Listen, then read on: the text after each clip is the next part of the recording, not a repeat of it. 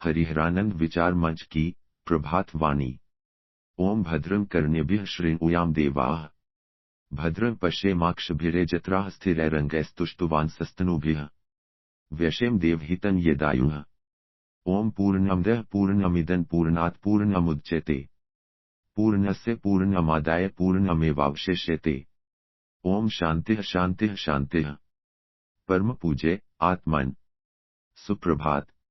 मैं उदयपुर राजस्थान से हरिहरानंद विचार मंच की दिव्य प्रभात वाणी के इस अत्यंत कर्मठ, संतुलित और सिद्धिदायक अंक के साथ उपस्थित हूँ। आज के इस पावन सत्संग का वाचन मैं आपका आत्मीय कपिल देव आमेटा कर्म और भक्ति के उस अद्भुत मिलन को नमन करते हुए आप सभी के परम कल्याण हेतु प्रस्तुत कर रहा हूँ। हरिहरानंद विचार मंच की इस पवित्र और कर्मयोग के प्रकाश से आलोकित प्रभात वेला में आप सभी कर्तव्यनिष्ठ साधकों, गृहस्थ योगियों और संसार में रहते हुए भी संसार से ऊपर उठने की अभिलाषा रखने वाले जिज्ञासुओं का हृदय की अनंत गहराइयों से हार्दिक स्वागत है। कल के अंक में हमने अंतर्मुखी ज्ञान की श्रेष्ठता को समझा था कि कैसे वास्तविक पांडित्य पोथियों में नहीं बल्कि आत्म साक्षात्कार में है। आज स्वामी जी हमें उस ज्ञान को कर्म की कसौटी पर कसने का सूत्र दे रहे हैं। आज हम जानेंगे कि कैसे हाथ काम में लगे रहकर भी मन परमात्मा में टिका रह सकता है। आज की वाणी हमें सिखाएगी कि सिद्धि किसी हिमालय की कंदरा में नहीं बल्कि अपने कर्तव्यों को निष्काम भाव से निभाने में छिपी है। आज हम समझेंगे कि आत्माराम की प्राप्ति के लिए कर्म छोड़ने की आवश्यकता नहीं बल्कि कर्म करने का ढंग बदलने की आवश्यकता है। श्रीमद् भगवद गीता से दिव्य प्रेरणा। प्रिय श्रोताओं, कर्म से भागना नहीं बल्कि कर्म के फल की आसक्ति से मुक्त होना ही वास्तविक स्वाधीनता है। भगवान श्री कृष्ण ने गीता के दिव्य उपदेशों में निष्काम कर्मयोग के विषय में जो अमृत वचन कहे हैं, वे संपूर्ण मानव जाति के लिए सफलता और शांति का आधार हैं। श्लोक। यस्य सर्वे समारंभाः काम संकल्प वर्जिताः ज्ञानाग्निदग्ध कर्माण्यं तमाहुः पंडितन बुधाः। श्रीमद् भगवद गीता अध्याय 4 श्लोक 19। व्याख्या और भावार्थ। इस अत्यंत क्रांतिकारी और क्रियाशील श्लोक में योगेश्वर श्री कृष्ण अर्जुन से कहते हैं कि जिस पुरुष के संपूर्ण शास्त्र सम्मत कर्म बिना कामना और संकल्प के होते हैं तथा जिसके समस्त कर्म ज्ञान रूपी अग्नि द्वारा भस्म हो गए हैं, उस महापुरुष को ज्ञानी जन भी पंडित कहते हैं। यहाँ भगवान स्पष्ट कर रहे हैं कि कर्म स्वयं में बंधन नहीं है बल्कि उसके पीछे छिपी कामना बंधन है। श्री कृष्ण समझाते हैं कि जब हम फल की इच्छा छोड़कर केवल कर्तव्य भाव से कर्म करते हैं तो वह कर्म हमें बाध्यता नहीं बल्कि मुक्त कर देता है। जिसे अपनी आत्मा का बोध हो गया है, उसके कर्म स्वतः ही निष्काम हो जाते हैं। आज का हमारा दोहा इसी अनासक्त कर्म और भक्ति के समन्वय को स्वामी जी के अमृतमयी शब्दों में अभिव्यक्त करता है। दोहा, अनासक्त कर्म। अब हम पूज्य स्वामी जी की दिव्य वाणी से निकली हरिहरानंद दोहावली के इस पावन सूत्र को अपने जीवन में धारण करेंगे। दोहा पाठ। हाथ काम मुख नाम हो, हृदय रहे निष्काम। भभूति सोई सिद्ध है, पावे आत्म राम। भावार्थ। यह दोहा कर्मयोग और भक्तियोग के अद्भुत समन्वय की व्यवहारिक नीति समझाता है। स्वामी भभूति शंकर जी कहते हैं कि चाहे आप गृहस्थ हों या साधक, आपको अपने शरीर और हाथों से निरंतर अपने कर्तव्यों का पालन और कर्म करना चाहिए, किंतु साथ ही मुख पर सदैव प्रभु का नाम और भीतर अजपाजप निरंतर चलता रहना चाहिए। स्वामी जी की सबसे महत्वपूर्ण शर्त यह है कि हृदय के भीतर किसी भी प्रकार की फल की आकांक्षा या सांसारिक कामना का लेश मात्र भी शेष न रहे। जब मनुष्य कर्म करते हुए भी मानसिक रूप से पूर्णतः निष्काम हो जाता है, तभी वह वास्तव में सिद्ध कहलाने योग्य बनता है।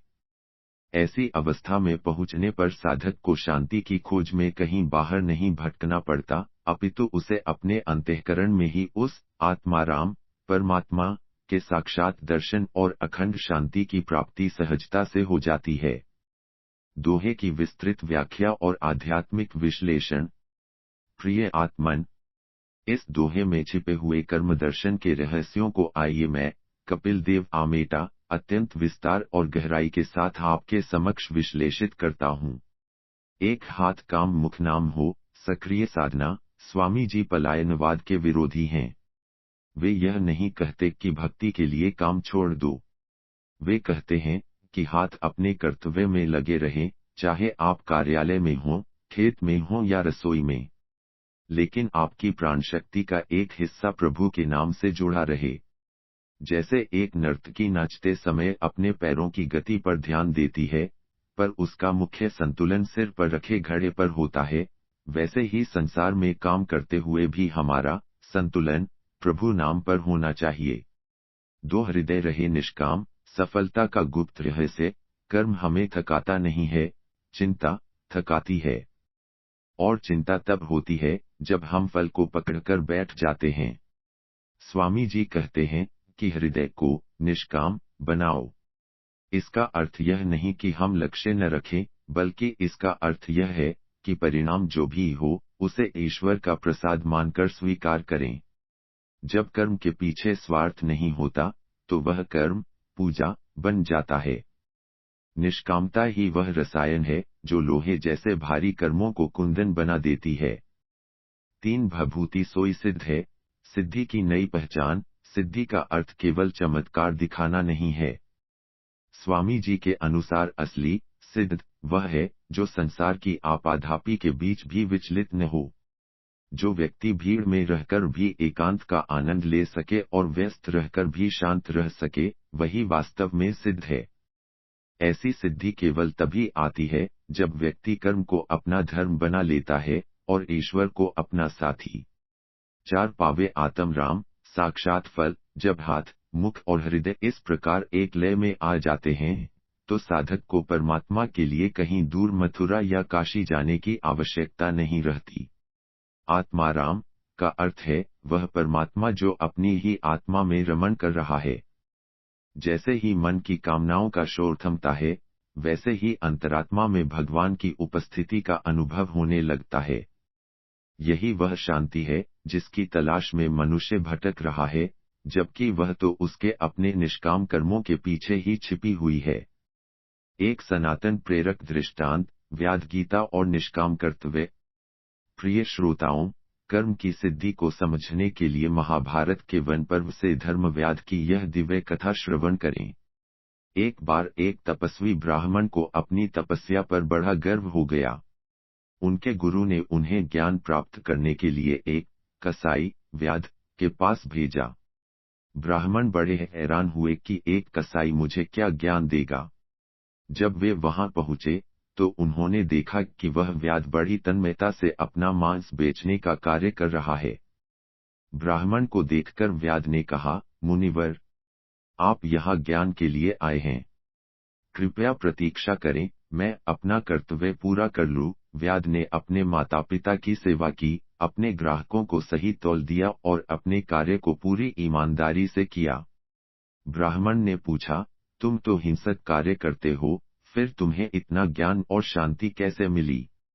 व्याध ने मुस्कुराकर कहा, महाराज, मैं अपने कार्य को प्रभु का कार्य मानकर करता हूँ। मेरे हाथ काम करते हैं, पर मेरा मन अपने माता पिता और ईश्वर में रहता है। मैं फल की चिंता नहीं करता, बस अपना धर्म निभाता हूँ। उस ब्राह्मण का अहंकार टूट गया। उन्होंने समझा कि जंगल में बैठकर तपस्या करने से कहीं बड़ा तप संसार में रहकर निष्काम कर्म करना है। स्वामी भभूति शंकर जी भी हमें इसी अनासक्त कर्म की महिमा समझा रहे हैं, जो हमें घर गृहस्थी में रहते हुए भी परम पद तक पहुंचा देता है। आज का संकल्प और साधना सूत्र। प्रिय आत्मन, इस वाणी को अपने जीवन के व्यवहार में उतारने का प्रयास करें। आज के लिए आपका विशेष संकल्प यह है, आज आप जो भी कार्य करेंगे, चाहे वह छोटा हो या बड़ा, उसे ईश्वर का उपहार मानकर पूरी कुशलता से करेंगे। आज आप काम करते समय बीच बीच में मन ही मन अपने इष्ट का नाम जपेंगे। आज आप यह अभ्यास करेंगे कि काम मेरा है, पर परिणाम ईश्वर का है। यदि आज आपकी इच्छा के विरुद्ध कुछ हो, तो आप क्रोधित होने के बजाय यह कहेंगे, यही प्रभु की इच्छा है। आज यह विचार करें कि मेरा प्रत्येक कर्म मेरी पूजा है। याद रखें, जब आप कर्म को फल के बोझ से मुक्त कर देते हैं, तो काम करना भी एक उत्सव बन जाता है।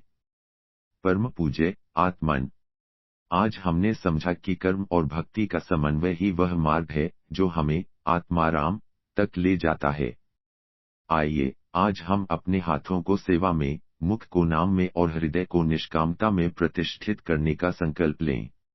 स्वामी जी की यह वाणी हमें वह शक्ति और संतुलन प्रदान करे जिससे हम इसी संसार में रहते हुए सिद्धि को प्राप्त कर सकें।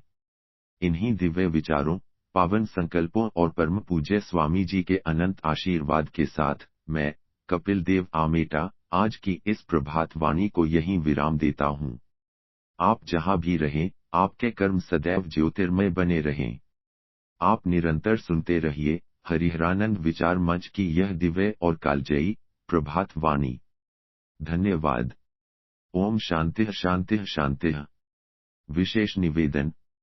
प्रिय श्रोताओं, यदि स्वामी भभूति शंकर जी के ये कर्मयोग के सूत्र आपके जीवन के तनाव को कम कर रहे हैं, तो हमारा आपसे एक विनम्र निवेदन है। हमारे हरिहरानंद विचार मंच चैनल को अभी सब्सक्राइब करें ताकि कर्म और शांति का यह संगम आपके जीवन में बना रहे। यदि आज की यह चर्चा आपको प्रेरणादायी लगी हो, तो वीडियो को लाइक अवश्य करें।